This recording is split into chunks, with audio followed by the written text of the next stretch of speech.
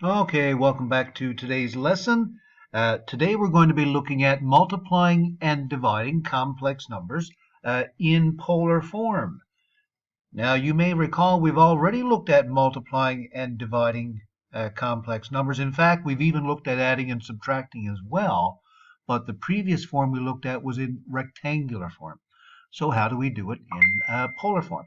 Well, it turns out that if you're multiplying or dividing complex numbers in polar form, there's a very, very simple, easy shortcut that you can use to multiply or divide.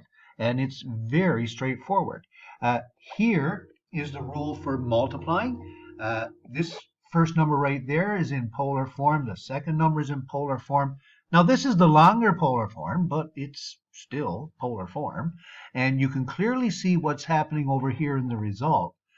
Basically, you multiply together the two values of r. R, remember, is the length of the vector representing the complex number. So you multiply your two r's together, but look at what you do to the angles. You see what's happening there? They're actually being added together. Here is the exact same rule for the abbreviated forms of polar form, the shortened versions. R1 angle symbol theta 1 multiplied by R2 angle symbol theta 2. The R1 and the R2 are multiplied, and the angles are merely added together. This is very, very simple, very, very short. Dividing is basically the same rule, but in reverse. Here, if you're dividing two complex numbers in polar form, the R1 and the R2 actually do get divided. Sometimes you could leave that result as a fraction, or you could write it as a decimal if you wanted to, and the angles get subtracted in this case. Now remember, once you add the two angles or once you subtract your two angles, the resulting angle must be between 0 and 360 degrees. Okay, and if it is 360, remember what you should do is change that into 0 degrees. Here's the rule right there for the shortened version. Very, very simple, very, very short. So let's try a couple of examples right here. Example number 9. Perform the indicated operation and write your answer in polar form. Usually when you're doing any of these calculations, whatever form the problem is in, the original problem, that's the form that you should write your answer in. Unless the question says otherwise. So what are we asked to do here in example 9 part A? Well, here, for example, there's one complex number in polar form. Here's my first r value, so think of that as your r1. And the angle is 120 degrees. Notice your j right there. That's your imaginary part. So the theta 1 is 120. The next number, there's your R2. And by the way, you can tell they're multiplied because the brackets are just next to each other. That's an implied multiplication. And here is your second theta, theta 2. So if you want to leave the answer in the same form as what you have here, you multiply the 4 and the 2 together, the R1 and the R2. So that's just 8. And then cosine. Now you add the two angles together. So 120 degrees plus 20 degrees gives you 140 degrees. So your answer, if you write it in the same form as the original question, would be 8 times the cosine of 140 plus j times the sine of 140 degrees. But like I say, that's the long version. That's the long answer. I'd quite readily accept if someone had just written the short version of that number in polar form. If someone had just said 8, angle symbol 140 degrees, I'd certainly mark that correct as well. Part B, if anything, is just as easy, if not easier, because again, we have two polar numbers, two polar form of a complex number. They're being multiplied. I can clearly see my R1 and my R2, and I can clearly see my two angles. So here's my R1, here's my R2. The answer is just 0.5 times 6. You don't need your calculator for that one. That's a 3. The angle symbol, 140 plus 110. 250 degrees. There's your answer. Very, very straightforward. C is a division. Okay. Here's my two r's. 8 divided by 4. That's just a 2. And again, if you wrote this one in the long version, you can. Notice your two angles. 100 is your theta 1. 65 is your theta 2. So you subtract 100, take away 65. You're going to get 35 degrees. Plus j times the sine of 35 degrees. There we go. So there's your answer right there. Very straightforward, isn't it? I mean, it's so easy that really workings are not even required. Not for these. Here's the final answer, or final question, sorry, the final example, D. Here's your r's. 12 divided by 5. Now, if you wanted to leave that as a fraction, 12 over 5, there's certainly nothing wrong with leaving it as a fraction. That's your r. Angle symbol. 320 take away 130. I'm pretty sure that's 190 degrees. So there's your result. Okay? So the r's get divided, the thetas get subtracted. If you wanted to, you could have actually taken your calculator and went 12 divided by 5. I don't know why you do that, but you could. So if you said 2.4, angle symbol 190, that's also okay. So those are the examples on page 17. The ones on page 18, I'm going to leave those for you to try because they're exactly the same as what we just did. There's a couple of multiplying in A and B, and there's a couple of divisions right there in C and D. Very straightforward, very easy. So nothing there that would cause any problems. Now let's look on page 19. Because we just went over the rules for for multiplying and dividing complex numbers in polar form. But what would you do if you were adding them? Like this example. Now this is on the top of page 19. Well, ladies and gentlemen, unfortunately, there is no short, easy, simple rule for adding or subtracting complex numbers in polar form.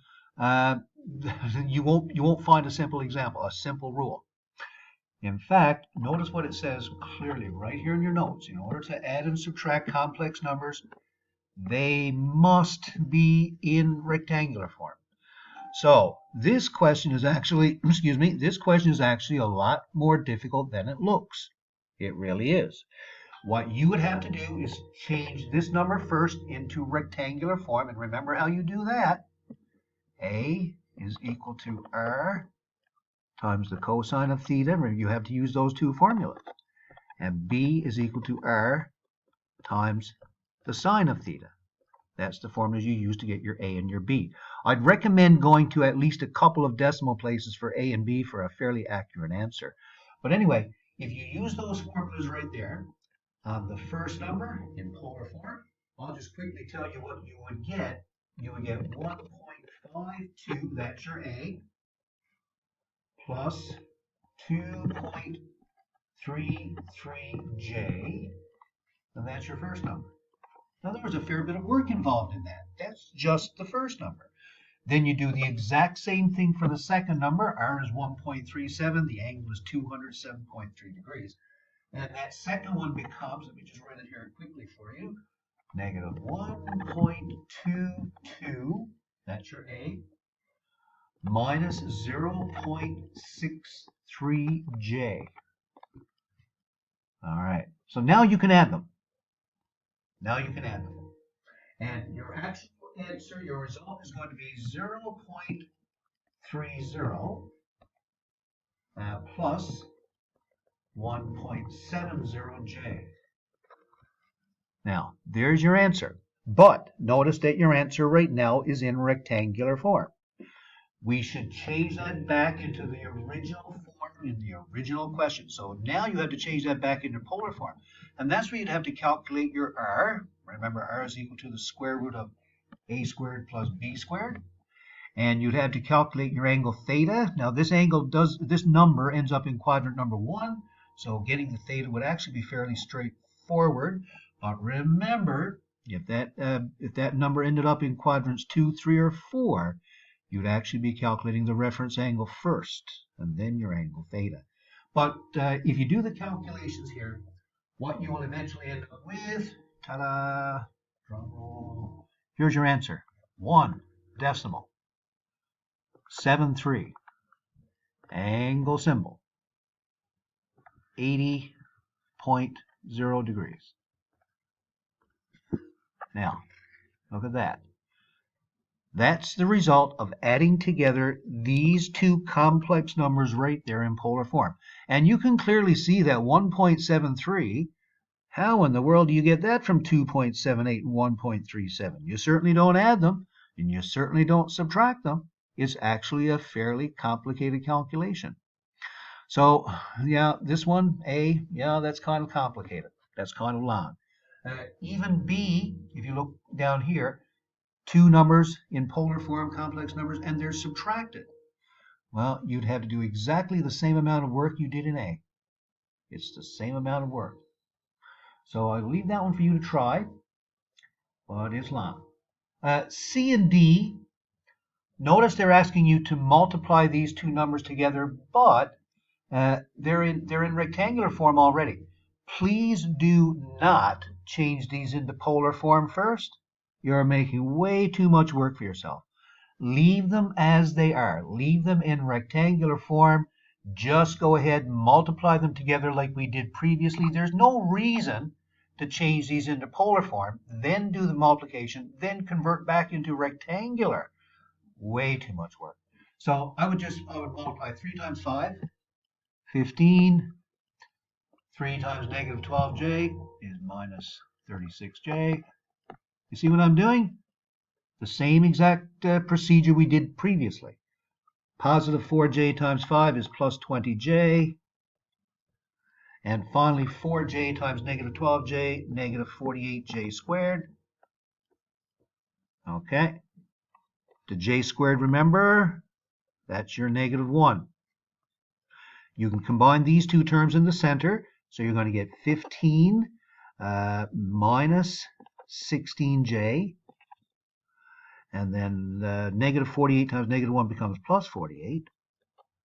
So your final answer here, everyone, is 15 plus 48, 63, minus 16j. Now, there, done.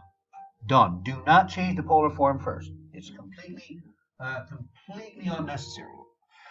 When you do D, which is a division, again, do not change into polar form. You're making way too much work for yourself.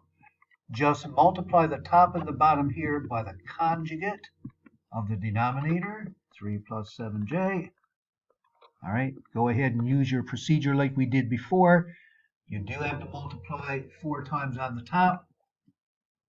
You're also going to multiply 4 times on the bottom, but remember, because they're conjugates, your two middle terms are going to cancel. So when all is said and done, blah, blah, blah, blah, blah, blah, blah, your final answer for that one is going to be, and I'll actually give it to you here now in the exact form. It's negative 95 over 29. Looks hard, doesn't it? Plus, and that is 165 over 29j. But again, show all your workings for that. Show the steps. I'm just skipping a few steps here because we've gone over the procedure before. And I'm trying to get this done before the video is over. So that's how we do them on page 19. There's again some practice problems on page 20. A and B, oh, they're long. Oh my goodness, they're long. You'd have to change them into rectangular form first, and then once you add them, then put it back into polar. For C and D, just multiply or divide the way we did previously. Do not change them into polar form. Okay, so that's where I'm going to stop for this video. And our next lesson is we're going to learn a third way that you can write a complex number, something called exponential form. Okay, so I'll stop there with this video, and I will see you in the next one. Bye-bye.